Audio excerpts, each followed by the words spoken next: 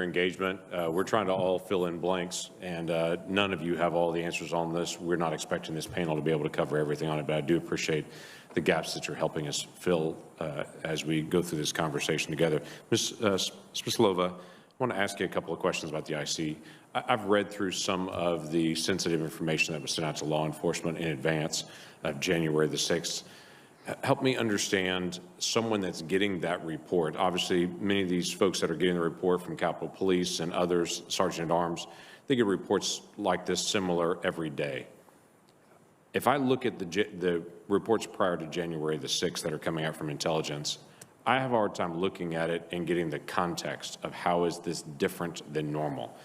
So help me understand for those reports, for someone who's reading these reports every day, how would they understand the context of what you're seeing or what the folks are seeing on the ground that's different than what they had seen 3 months before, 6 months before, a year before?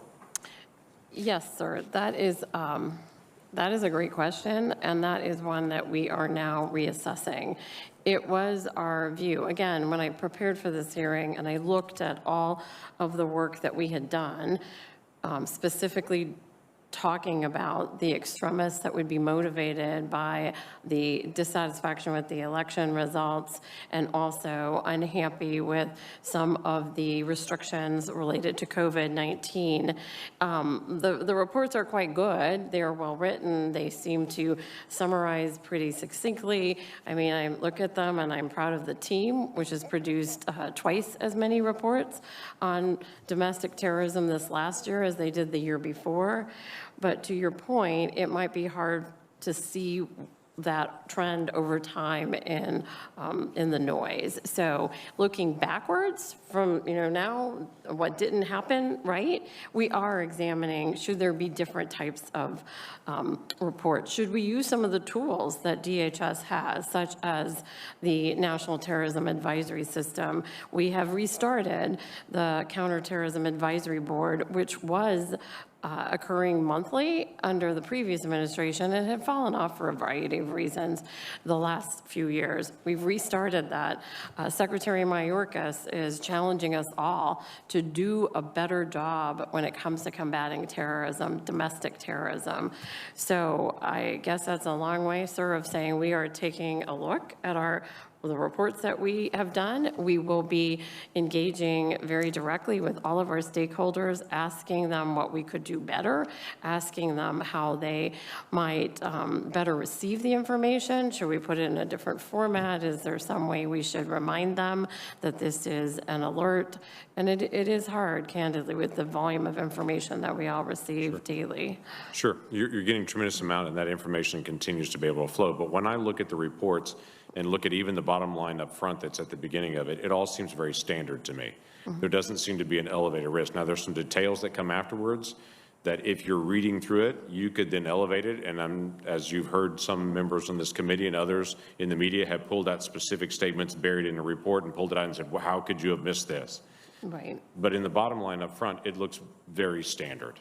Here are the risks. Here are the things that we're seeing. There doesn't seem to be something that would say, hey, this is higher than normal. Mm-hmm. If I can use the intel term, it seems to be chatter.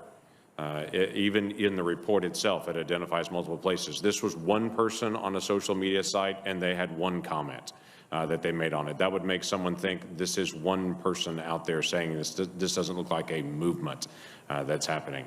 So if that was accurate, to say we're hearing some chatter on that, there has to be some way to be able to note that for the future, to be able to say elevated, more so than normal, higher than it was a week ago, some way to be able to show a trend line, whether it's bottom line up front all the way through to say it's increasing in awareness on this. No, and that is something that is fixable. I would tell you my challenge from serving on the Intel Committee is seeing different reports that come through that are so carefully scripted, they say nothing. So getting as many pieces of raw information as possible, which are in some of these reports, but then to also make sure that the assessments and the statements are very, very clear will help everyone in the process. We do reach moments where it becomes so politicized that we've got to be able to turn down the volume of that particular word that at the end of it, they don't say anything. General, can I ask you a question on this as well? For any of the operations that Washington, D.C. has or that you know of for other National Guard members, in any operation that you're going to be around and you had obviously soldiers that were involved scattered around the city helping with traffic duties and such during the day. Do you get the threat assessments in advance, the same as what Capitol Police, Metro Police would get? Because obviously you're assisting Metro Police. So would you get the same threat assessments that they get as they're leading up to the event so that you would have that for that event as well? Yes, Senator, we do receive finished intelligence products. Okay. Are those helpful to you? They are. Good. Is there anything that you're missing when you go through those reports that you wish was there? No, sir. Yeah. We would all love to see 2020 into the future. I get that completely. You've made several comments through the course of the day today that I've noted, and then in your statement itself, where you stated the Secretary of Army's January 5th letter withheld authority for me to employ the quick reaction force. Now, we've talked about that, and several of us have brought it up.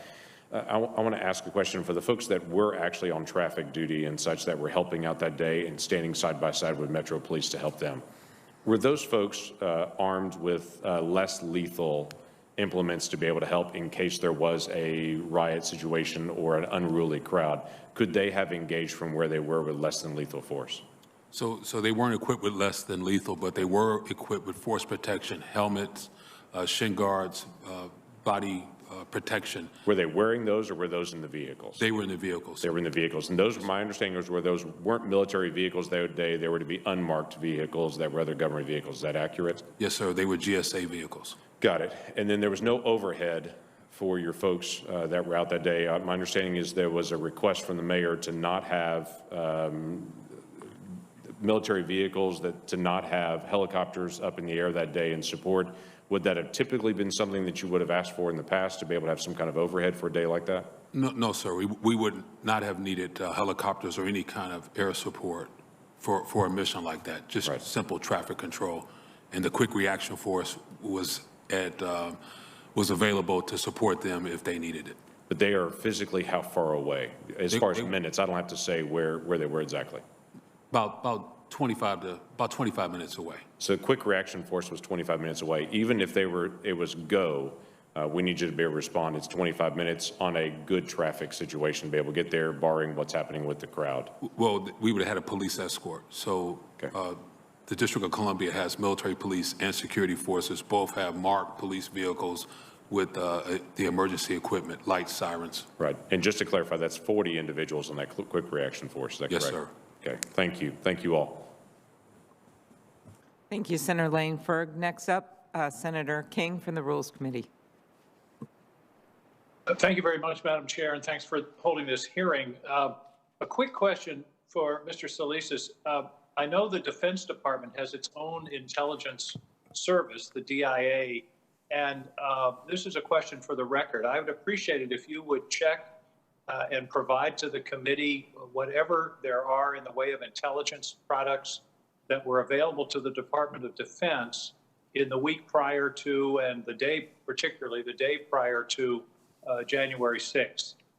And they can be submitted in a classified setting if there are issues of sources and methods. I don't know if there's any such material, but if there is, I hope you will make it available to the committee.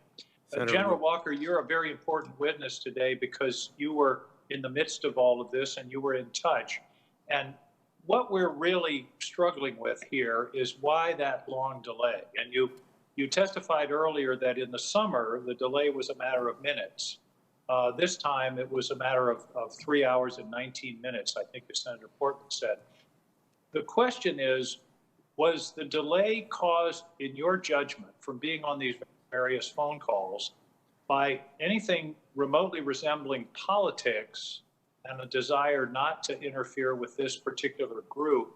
Or was it because of I think the word blowback has been used, the concerns about what had happened in the summer and the criticism that the Guard had taken for its actions at Lafayette Square or in other parts of the protests of the summer? What do you think was going on here in terms of why this matter took so long to respond to?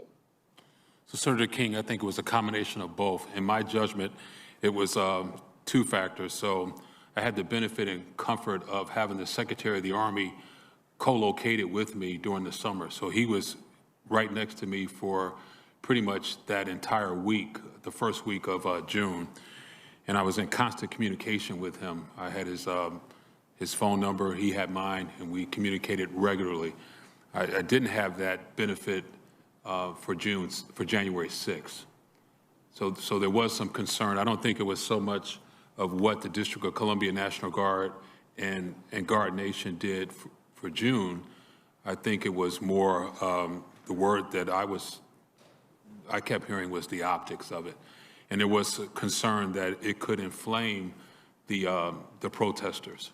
So a uniform presence of guardsmen, U.S. Army, U.S. Air Force uniforms could inflame the protesters. That was a concern as well. That was a thought by Army senior leaders.